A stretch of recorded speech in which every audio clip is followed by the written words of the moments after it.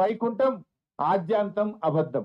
ఇది బట్టి గారి ప్రసంగం యొక్క సారాంశంగా మనం చెప్పుకోవాల్సినటువంటి అవసరం ఉంది.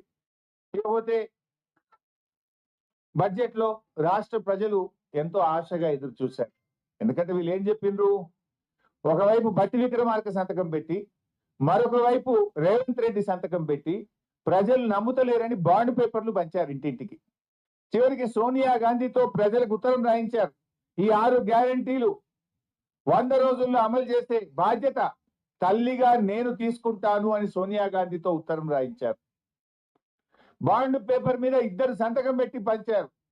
ప్రజలు ఏమనుకున్నారు, 100 రోజులపై 400 రోజులు అయింది, సరే మొదటి బడ్జెట్ లో పెట్టలేదు, ఈ బడ్జెట్ లోనైనా 6 గ్యారంటీలను అమలు చేస్తారేమో, ఇంకా 420 సంగతి తర్వాత, ఈ 6ని అమలు చేస్తారేమో అని రాష్ట్ర ప్రజలు ఎంతో ఆశగా ఎదురు చూశారు.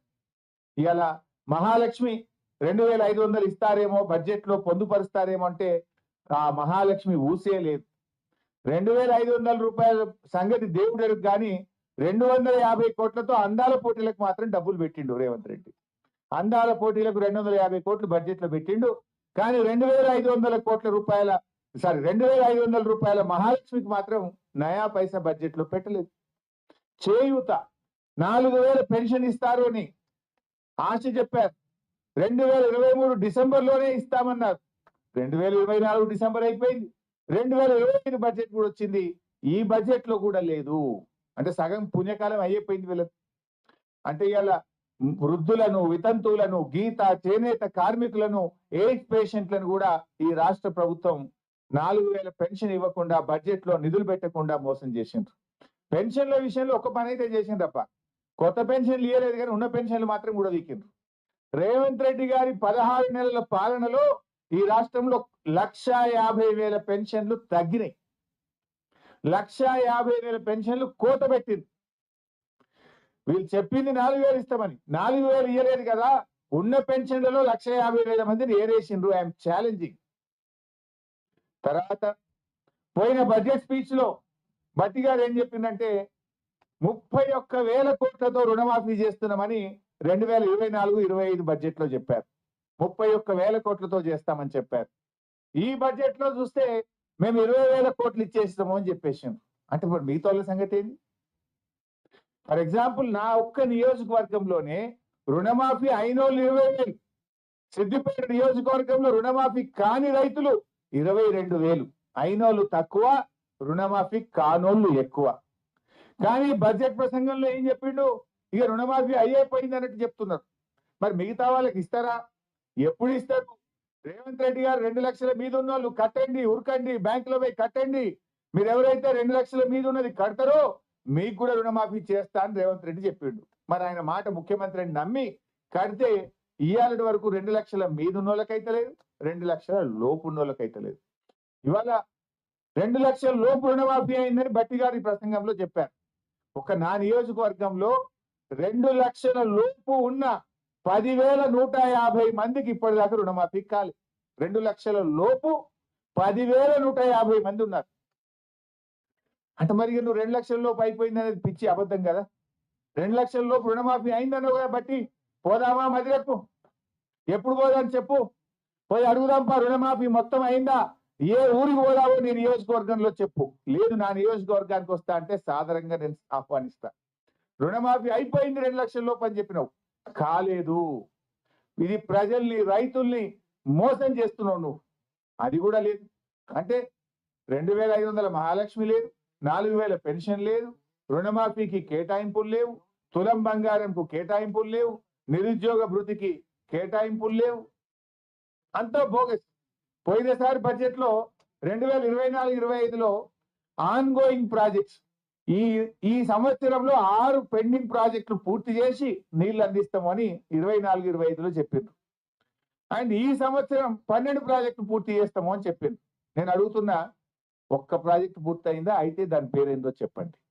బడ్జెట్ ప్రసంగం అంటే ఏమన్నా దగ్గరగా ఉండాలి కదా. 6 పూర్తి చేస్తాను, 6 కాకపోతే 4 అయినాయా, 3 అయినాయా, పోనీ ఒక్కటి అయిందా? ఒక్కటి కూడా పూర్తి కాదు. పోయిన బడ్జెట్ లో చెప్పిండ్రు 6 పూర్తి చేస్తాం, అండ్ ఈ సంవత్సరం 12 పూర్తి చేస్తాం అన్నారు. 6లో ఒక్కటి కాలేదు, ఈసారి 12 పూర్తి చేస్తామంటే ఎవరి చెవులో పువ్వులు పెడుతున్నారు? బడ్జెట్ అనేది టోటల్ గా అన్రియలిస్టిక్ గా ఉన్నది. ఇంకా జోక్ ఏంటంటే ప్యాథెటిక్ సిచ్యువేషన్. ఆ బడ్జెట్ ప్రసంగాన్ని తయారు చేసిన మంత్రివర్గం కావచ్చు, అధికారులు కావచ్చు, నాకు సిగ్గుచేటిది. అసలు మక్కికి మక్కి సేమ్ టు సేమ్. ఉదాహరణకు regional ring road. Regional ring road ఒకసారి ఎంత ఉండే page number 61. Regional ring road కూడా మీరు చూస్తే అందులో 61 ఉంటుంది చూడు. రీజనల్ రింగ్ రోడ్ లో పేజ్ 61 ఈ సంవత్సరం ఈ ప్రాజెక్ట్ లో ఉత్తర భాగ భూ సేకరణ ప్రక్రియ ఇప్పటికే ప్రారంభమైంది. దక్షిణ భాగానికి డిపిఆర్ తయారు చేస్తున్నాము అని చెప్పింది. ఈ ఇయర్ లాస్ట్ ఇయర్ కూడా సేమ్ అదే విషయాన్ని 24-25 లో కూడా ఉత్తర భాగానికి భూసేకరణ ప్రక్రియ ప్రారంభమైంది, దక్షిణ భాగానికి డిపిఆర్ చేస్తున్నాము అని చెప్పిండ్రు. అంటే ఇక అసలు చెప్పడానికి కొద్దిగా సిగ్గాన్ని ఉండాలి కదా. భూసేకరణ అవుతుంది అని పోయిన బడ్జెట్ లో చెప్పినావు, దానికి పైసలు పెట్టిన 1500 కోట్లు అన్నావు. మళ్ళీ ఈ సంవత్సరం వస్తే కూడా గదే భూసేకరణ నడుస్తుంది అని చెప్తున్నావు. ఏడాది తర్వాత ఎకరం సేకరించింది లేదు, ఒకరికి రూపాయి ఇచ్చింది లేదు, ముంగడికి పోయింది లేదు. చెప్పనీకన్నా కొద్దిగా సిగ్గు ఉండాలి కదా. ఇందాక నేను చెప్పిన చూసిండ్రా కూలి ఏది విద్యార్థుల బట్టలు కుడితే 50 నుంచి 75 పెంచడమని పోయిన బడ్జెట్ లో 35వ పేజీలు అదే చెప్పిండ్రు. ఈ బడ్జెట్ లో కూడా 35వ పేజీలు అదే మక్కికి మక్కి కాపీ అండ్ పేస్ట్. కొత్త విషయం లేదు. పోనీ అది అమలు అయిందంటే అది కాదు. రీజనల్ రింగ్ రోడ్ కు భూసేకరణ యాక్టివ్ గా జరుగుతుందని పోయినసారి చెప్పిండ్రు, ఇప్పుడు చెప్పిండ్రు. ఇప్పటికీ ఎకరం సేకరించింది లేదు, ఒక రైతుకు రూపాయి ఇచ్చింది లేదు. పోనీ 75 రూపాయల కుట్టుకూలి అక్కచెల్లెలకు మహిళా సంఘాలకు ఇచ్చిండ్రా అంటే ఇచ్చింది లేదు. మక్కికి మక్కి కాపీ అండ్ పేస్ట్. చెప్పిందే చెప్పుడు, పాడిందే పాడు, పాసువర్ల పాట అన్నట్టు చెప్పిందే చెప్పుడు తప్ప అది అమలైనటువంటి పరిస్థితి లేదు.